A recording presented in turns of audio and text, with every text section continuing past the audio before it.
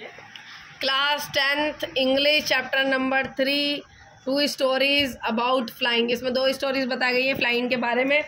पहला पार्ट है his first flight, दूसरा पार्ट है ब्लैक एरोप्लेन। तो हम इसमें आज करेंगे चैप्टर में हिज फर्स्ट फ्लाइट। देखो इस चैप्टर में, पूरे चैप्टर में एक कहानी है। इसमें एक छोटा समुद्री मुर्ग, अपने एक क्या होता है, समुद्री मुर्ग होता है, ठीक है। एक यंग समुद्री मुर्ग होता है। वो जैसे बच्चा पैदा होता है ना, तो वो क्या करता है, उसे हर एक चीज़ से डर लगने लगता है।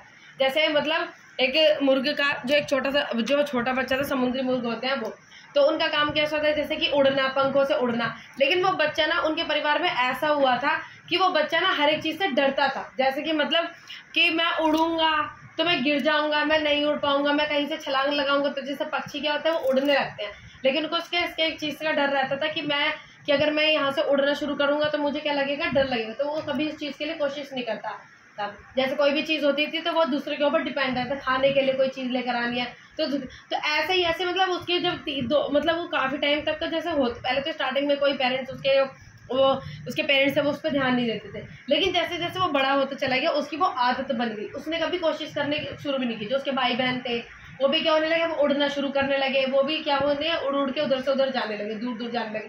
लेकिन वो क्या होता था, वो कोशिश नहीं करता था, वहीं के वहीं रहता था। वो देखता था, वो जैसे ही एकदम नीचे की तरफ देखता था कि मुझे उड़ना था, उसको डर लग जाता था।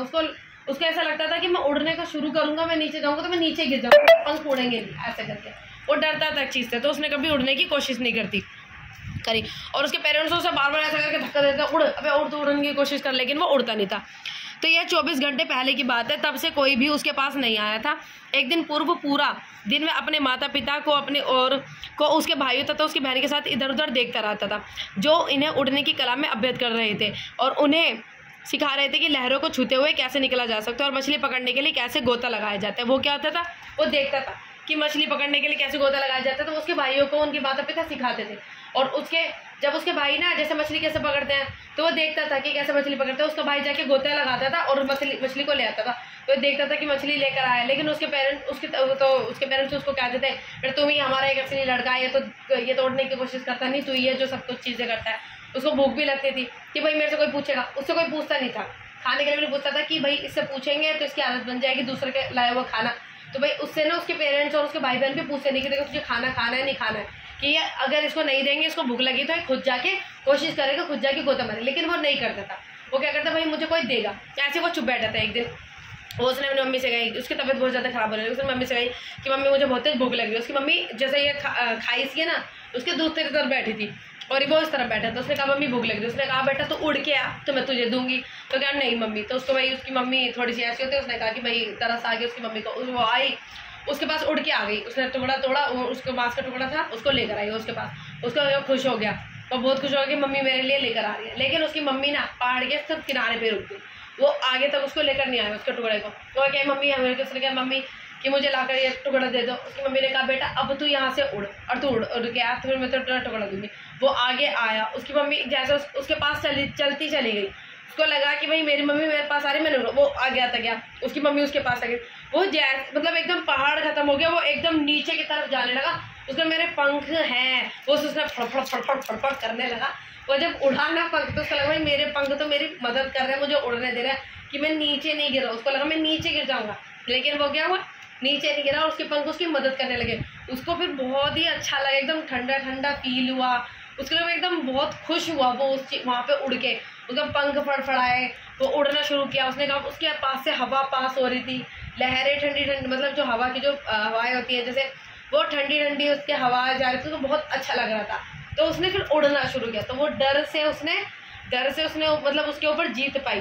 किसकी वजह से, उसके माता पिता की वजह से नहीं जीत पाई। जिस चीज़ से वो डर रहा था उसको वो चीज़ अच्छी लग रही थी। तो इस तरीके से बातें हुई थी, ठीक है।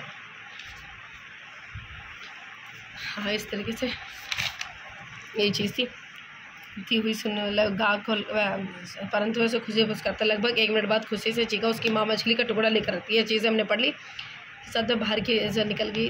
किंतु ऐसा केवल 1 मिनट ही रहा। अगले ही क्षण उसे लगा कि उसके पंख बाहर को निकल आए थे, हवा उसके पंख से। ये चीज़ें हमने पढ़ी थी अभी कि जैसा उसको लग रहा था, अब उसे अब डर नहीं लग रहा था। वह केवल वह केवल थोड़ी सी घबराहट महसूस कर रहा था, छोटी सी घबराहट महसूस कर रहा था। फिर उसने अपने पंखों को एक बार फड़फड़ाया और ऊपर की ओर गया। गा गा गा, वो उसने फड़फड़ाया और ऊपर की ओर उड़ता चला गया। उसको अच्छा लगा कि भाई मैं भी उड़ सकता हूँ।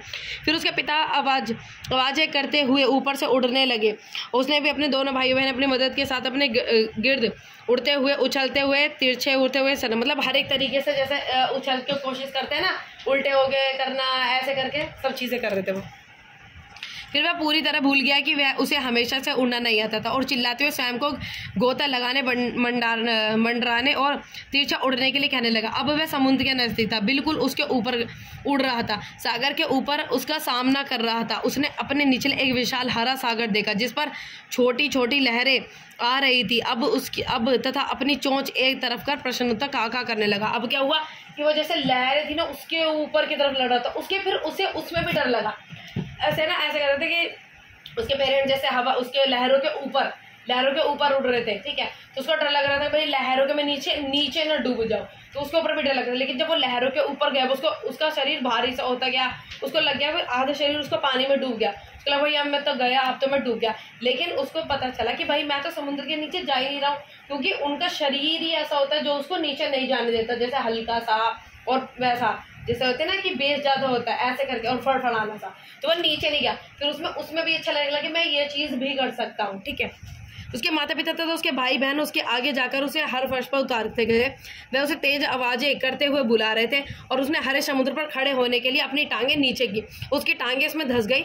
वह डर से चिल्ला उठा और अपने पंख फड़फड़ाकर दोबारा प्रयत्न करने लगा, परंतु वह ढका हुआ था और भूख के कारण कमजोर था और वह उठ नहीं पाया। मतलब वो भूख भी लग रही थी, भूख के कारण कमजोर था, तो उसे बहुत ज्यादा डर लग रहा था। और जैसे वो फड़फड़ा रहा था ना समुद्र में पानी को, मतलब अपने पंखों को फड़फड़ा रहा था, वो इतनी जल्दी उठ नहीं पा रहा था। लेकिन फिर भी जो समुद्र में वो डूब नहीं पाया, तो उसको पता चला कि मैं डूब नहीं सकता हूँ, मेरा इस तरीके से बॉडी में डूब नहीं सकता हूँ और मेरे पंख है जो मुझे डूबने से बचाएंगे। लेकिन वो इसलिए नहीं फड़फड़ा पा रहा था अपने पंख, क्योंकि वो भूखा था और बहुत ज्यादा कमजोर हो रहा था, ठीक है, क्योंकि उसने खाना नहीं खाया था। इस अजीब व्यायाम से बहुत थका हुआ था। उसके पंख हरे समुद्र में धंस गए और उसका पेट उससे छू गया था और वह ज़्यादा नहीं धंसा। वह इस तरह तैर रहा था और उसका परिवार के गिर्द ऊंची आवाज़ें कर रहा था, उसकी प्रशंसा कर रहा था और उसकी चोंच उसे मछली के टुकड़े पेश कर रही थी। उसने अपनी पहली उड़ान पूरी कर ली थी। तो यही चैप्टर, उसने अपनी पहली उड़ान पूरी कर ली थी और अब वो अपनी ही चोंच से मछली को पकड़ पा रहा था और उसके परिवार और उसके भाई बहन उसकी बहुत ज़्यादा प्रसन्नता कर रहे थे कि भाई इसने भी इस तरीके की चीज़ें की, अब ये भी उड़ सकता है और ये भी कुछ चीज़ें खा सकता है, ठीक है।